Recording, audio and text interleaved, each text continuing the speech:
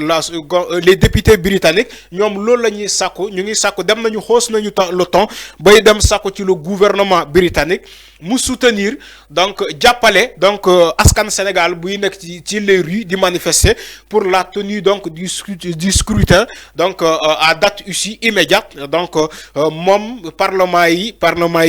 britannique yi anglais yi ñu ngi sàkku pour élection am immédiatement au Sénégal à date issue à date immédiate dem nañu ba sàkku sax pour gouvernement anglais yi pour ñu ñëw jàppale la société civile aar suñu élection yi mouvement yi nekk jamono bii nii ci mbedd mi donte sàkku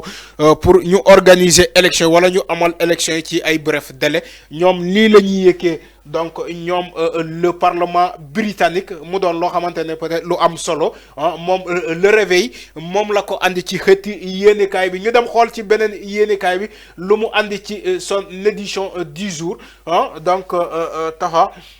le soleil nee na le président a reçu le rapport donc moom encore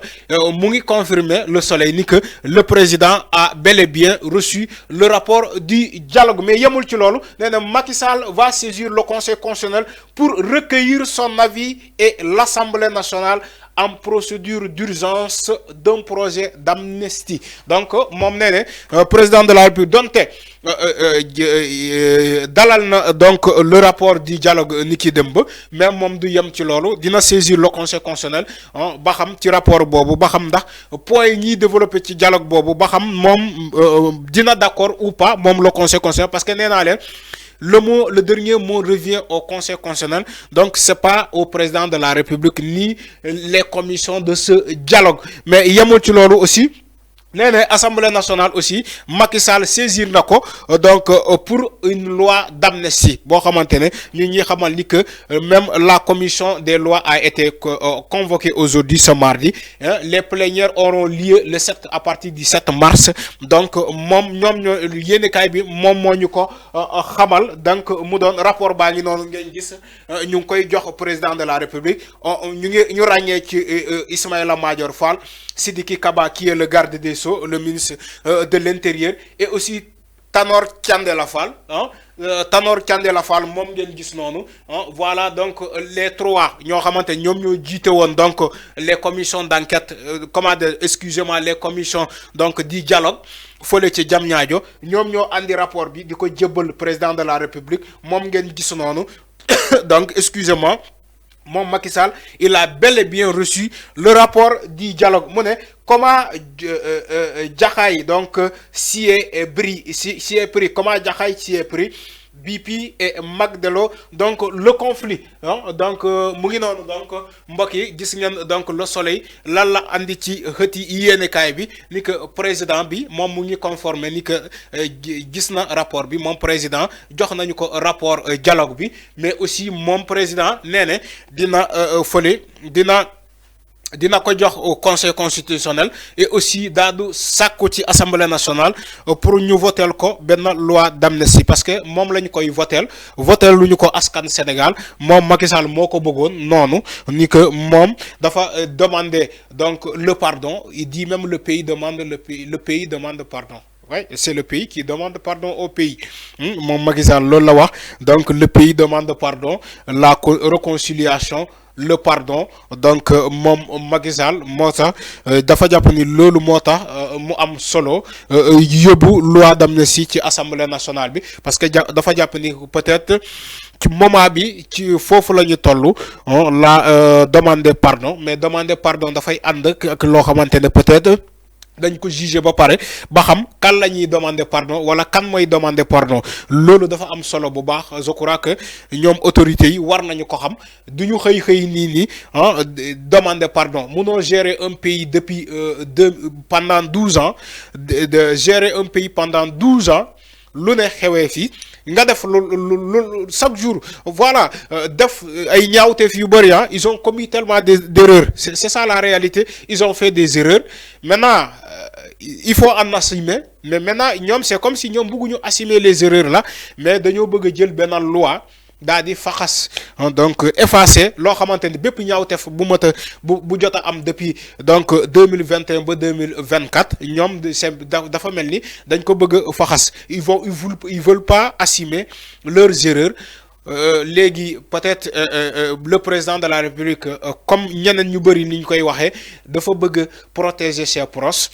Dafa bëgg protéger ses proches parce que aussi ki laalee ci Macky Sall nekkul humilité Macky Sall bu mu am yow moom ngay am. C'est ça la réalité. C'est comme si Macky Sall dafa leen bëgg protéger bu wàccee toutefois bu demee ñooñu mën a vivre dans la paix ak dans la sérénité mooy maanaam ñu bañ leen toppee ci dara mais loolu ñu bëri jàpp ni que peut-être ce sera un précédent dangereux. C'est un danger pour ce pays donc boo xamante ne mérité wul lii franchement dëkk Sénégal mérité wul lii Sénégal dafa mérité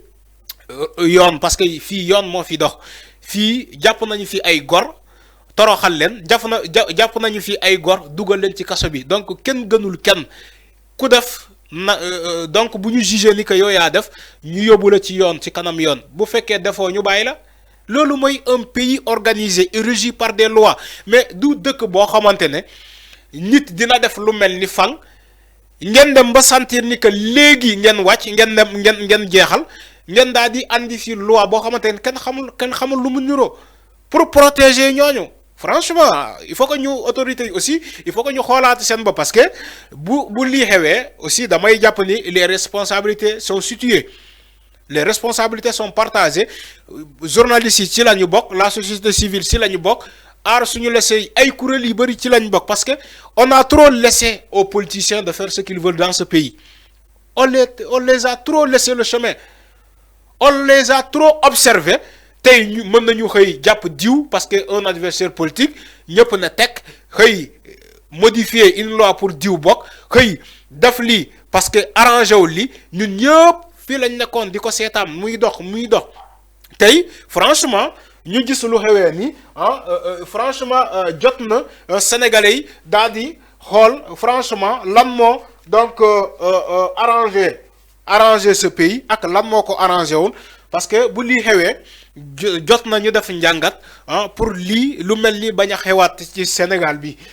ñu dem xool beneen yéenekaay lu ñu andi donc dans l'édition du jour Libération ne ne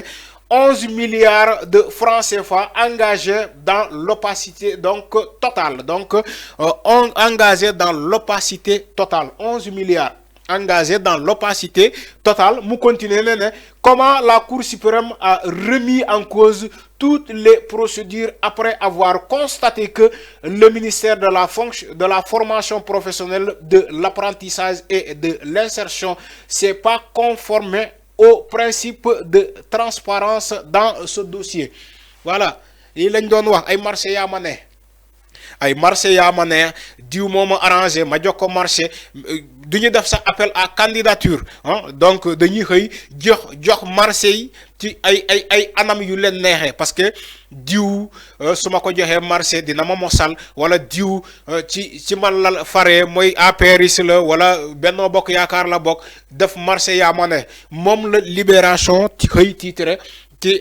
xëti yéenekaay bi ni que voilà tey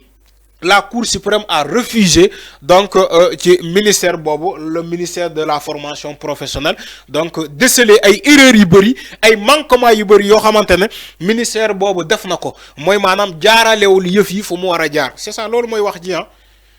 loolu mooy wax ji dem te ñëw loolu mooy wax ji moom la Cour suprême dafa jàpp ni que le ministère de la formation professionnelle de l'insertion des jeunes moom jaaralewul marché bi fu mu war a jaar. dafa def marché yaa ma ne def lu ko neex def lu ko saf ci dem nañu bay tudd sax ay marché bu 11 milliards nii France daal di ko dem def lu leen neex te du am comment kenn du punir kenn impunité franchement moo tax Cour suprême ne ko stop basta il est temps que ça s'arrête mënul continuer mënul wéy heureusement que la Cour suprême a intervenu donc pour donc mën a dàkkal donc ñaawteef boo xamante ne ministère boobu ci moom la nekk suba ba ngoon donc loolu mooy donc solo si donc projet de loi d'amnistie l'Assemblée nationale saisie en procédure d'urgence. L'Assemblée nationale saisie en procédure d'urgence. ñoom bu fekkee seen affaire la procédure d'urgence la ñuy woote bu fekkee leneen France daal di xëdem kenn du gis urgence ñu ne le temps de la politique n'est pas le temps des hommes. bu fekkee ñoom la arrangé ñu ne procédure d'urgence la voilà loolu la ñuy gis ni yéenekaay bi Libération bi loolu la titre mu ne après la conférence des présidents hier, la commission des lois se réunit ce mardi. Thierno Alassane Sall et Linakwa Diapo crient au scandale. Le président Macky Sall insiste sur la nécessité d'avoir 80 jours entre le décret convoquant les électeurs et la date de la présidentielle. Mom Lolawa Nene donc amnistie. Donc Thierno Alassane Sall et Linakwa Diapo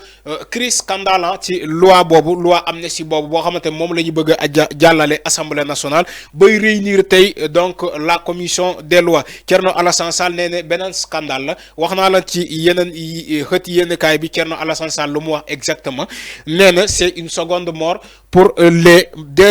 victimes ñoo xamantene jot nañu ñakku c'est comme si dañ leen bëgg ray benen encore ray té ñom faatu nañu ba paré doonu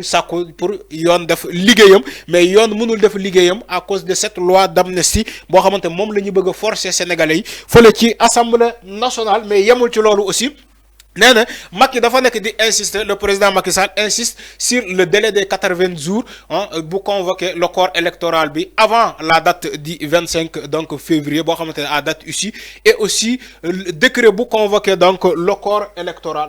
la présidentielle la date de la présidentielle dañu ne il faut un délai de 80 jours mais Macky Sall dafa nekk surtout di insister ci délai boobu le délai de 80 jours buñ ko jëlee c'est comme si day dem ba ay le 2 juin. Mon Macky Sall c'est comme si déjà d'accord na ci la date du 2 juin boo xamante ne la commission donc de ce dialogue moom la andi te jébbal ko le rapport démb ci altine bi foofu ci palais bi ñu dem xool beneen yéenekaay lu mu andi source A nee na donc source A renforcement de la sécurité après le saccage du temple du savoir université l'ICAD tamise ses étudiants donc les différentes mesures les différentes mesures donc l'ICAD tamise ses étudiants mooy maanaam ñaawte fii fa amoon ba ñuy jotal lakk ay campus jotal lakk ay comment dirais-je jotal lakk ay librairie bon voilà bibliothèque laa bëgg wax jotal lakk bibliothèque boobu mais ba ñu waraloon ñu tëj université bi autorités yi ñoom dañoo décider réouvrir donc le campus pédagogique pour le moment dañoo ubbi le campus pédagogique moo tax ñu ne l'ICAD tamise ses étudiants mooy maanaam tey dañuy am ay mesures yu bees yoo xamante ne dañ ko bëgg imposer les étudiants mesures yooyu mooy maanaam bu fekkee da ngeen bëgg réouverture ouvrir nañu mais voilà les mesures yoo xamante ne étudiant bu ne fokk mu respecté ko bu fekkee bëgg na donc cours am moo tax l'ICAD est en train donc à tamiser donc les étudiants réunion de la commission de coordination du FIPU pour épiloguer sur les heurts entre partisans de Khalifa et de Sonko donc gis nga coow li nee na cour fii ci Sénégal diggante Khalifa Sall les khalifistes et aussi les sonkoïstes diggante waa Taxaw Sénégal ak waa Pastef commencé nañu di entrer en connivence di xeex ci seen biir ba aussi waraloon ay réunion de commission de coordination de FIPU beneen kuréel la boo xamante ne moom moo toog comme médiateur pour jubboole ñaari camps yi pour jubboole les sonkoïstes et les khalifistes donc mu doon loo xamante ne lu am solo oja donc ñëw na moo ne rendez-vous à l'Assemblée Sanara Bassara. Donc voilà, donc les manifestants ont rendez-vous à l'Assemblée nationale. Odia mom la titre monnaie, il creuse la tombe de son parti pris. Donc Macky Sall l'indéné dafa gis Macky Sall yor pic di taper mom Odia monnaie pic et pelle pour enterrer les événements tragiques de 2021 et 2023. Donc pic et pelle pour enterrer donc les événements tragiques de 2021 et de 2023. Mom le père bi ne il creuse la tombe de son parti pris. Mom la ñu gis ni la loi d'amnistie mom ngeen gis noonu ci suuf loi d'amnistie bi moo nekk ni Macky dafa nekk di creuser pelam baa ngi nii ak pic baa ngi nii mu ngi noonu di creuser pour dugal donc ñaawte fii amoon mars 2021 donc février 2021 ba février 2025 moom lay gas ni pour daal di ko suul jël loi d'amnistie bi mu ngi nii ci livre bu weex boobu moo tax paa bi nii moom ngeen gis noonu nee ne il creuse donc la tombe de son parti pris moom